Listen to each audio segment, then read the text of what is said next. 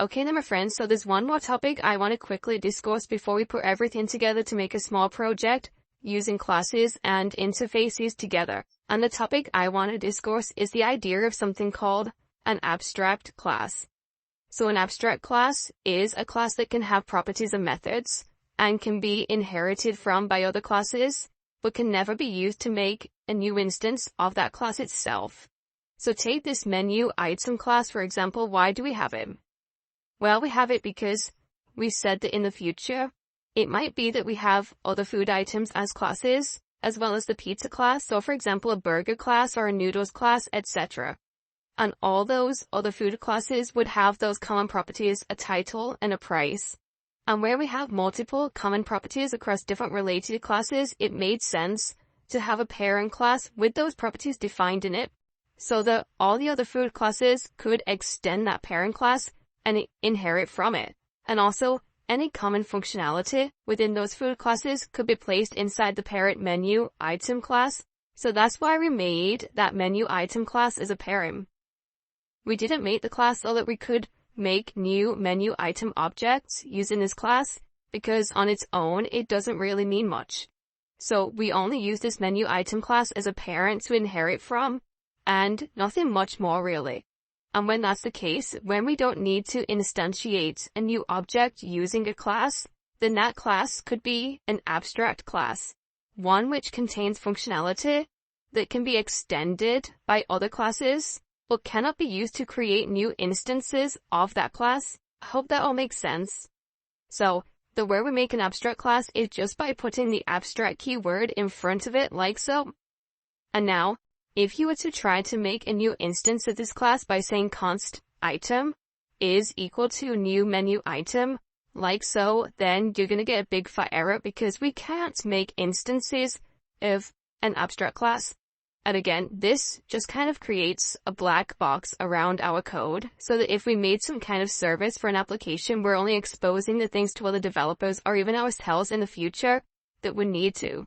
And in doing that, it's going to make it much less likely that something goes wrong when we come to use these classes in another part of the application.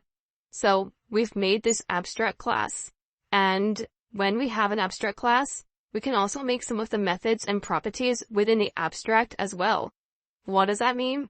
Well, it means that the properties or methods which are defined as abstract don't actually get implemented, so to speak, within the class. We just define them, this abstract class, as a way to enforce a certain structure within child classes or any class that extends this one. So if I add the abstract keyword in front of the format method, then we're going to see an error to begin with to say that it can't have an implementation here because it's marked as abstract, right? And we're creating that function here. However, we still want to define it here so that it fulfills the contract between the class and the has formatter function interface. If I take it away completely, then we can't say that the menu items implement the interface has formatter anymore. And therefore, any function that accepts an argument with this has formatter type won't accept menu item objects anymore. So we need to keep the definition of the function here. But what we can do is just define a method here as a function signature, which basically says that all menu items will have this format function which returns a string. And when we do that, we now get an error on the pizza class saying that it doesn't implement the abstract method format in this class, and it should do.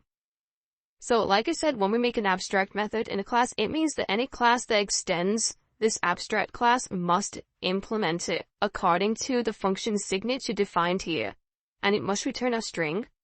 So now what we need to do is make a format method inside the pizza class which returns a string. So let's quickly make up that method at the bottom below the other functions. And before we actually flesh the function out, I want to talk about the benefit of doing this. What benefit is there in making an abstract method so that we have to instead implement it in every child class? Well, if we think about it, we may have several child classes like we've already talked about. A burger class may be a noodles class, and so forth. And for each class, we'd have different ways to describe the item using different properties. So it might be that we want a different implementation each time. So for the pizza inside the format method, I might list out all the toppings. For a noodles class, I might want to output the sauce and the filling. So by using an abstract class on the parent, we're enforcing a certain structure within the child classes, but also giving those child classes a way to implement the function differently according to that child class.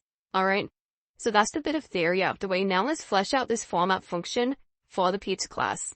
So then to begin with, I'm going to say let formatted equal to this dot details. I remember we have access to the details property, which is defined up here on the parent class, and we don't need to invoke it because we use this get keyword right here, so we turned it into a getter, where we treat it as a property. So that returns us the string, the title, and price. So we're starting off with this right here. And then what we're going to do is add a new line, so plus, and then a string, and then it's back, space, and then n, and that gives us a new line, so we're going to go on to the next line now. And then after that, I want to add the base. So let's do a little comment to say base, and then we'll say formatted, which is the initial string, the details, and we're going to plus equals to that, a template string to say what base it's on. So we'll say pizza on a, and then $, curly braces. And inside we'll say this dot base to go as the base, and then after that base. So we could pizza on a classic base or garlic base and so forth. And that's on the next line after the details. Alright, so that is the base. Next, let's do the toppings. So comment for toppings. And then first of all, we'll say if they have no toppings. So if the length of the toppings array is less than 1, something like it has no toppings. So we'll do an if check to say if this dot toppings is, or rather dot length is less than 1. Then we'll add to the string, we'll say formatted plus equals, and then we'll say with no toppings. So it will say pizza on a classic base with no toppings. Alright. Now if it does have toppings, I want to output them. So we'll say if, and then in parentheses, I want to check that we do have a length. So let's say this dot toppings is, or rather dot length, again, is greater than 0. That means we have some toppings.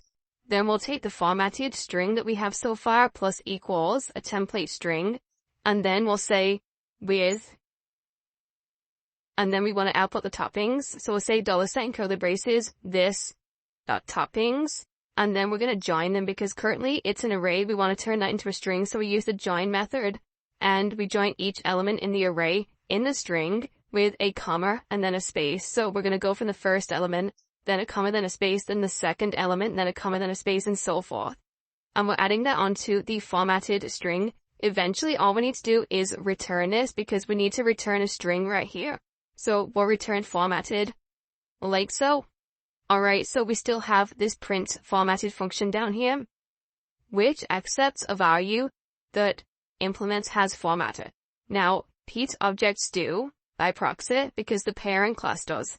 The parent class implements has formatter because we define this abstract method. We implement the abstract method forma down here, but the parent class is the one that actually implements the has formatter interface. But by proxy, the pizza class also implements it, and so when we pass a pizza as the value in here, it's fine. We are doing right here, we're just calling the format method on that pizza. So let's preview this inside a terminal. And we can see this formatted string, Mario Special, £15. It's a pizza on a classic base. We should have a space there, but hey ho, doesn't matter. With no toppings, let's add the space right here. And then let's add some toppings. So let's say pizza dot add topping, and we'll add mushrooms. We can spell it, and then we'll add another one. So pizza dot add topping, and then it will be peppers, like so. Alright, I'm going to save it again, and let's preview. And this time we see Mario Special £15 pizza on a classic base with mushrooms, peppers. Awesome.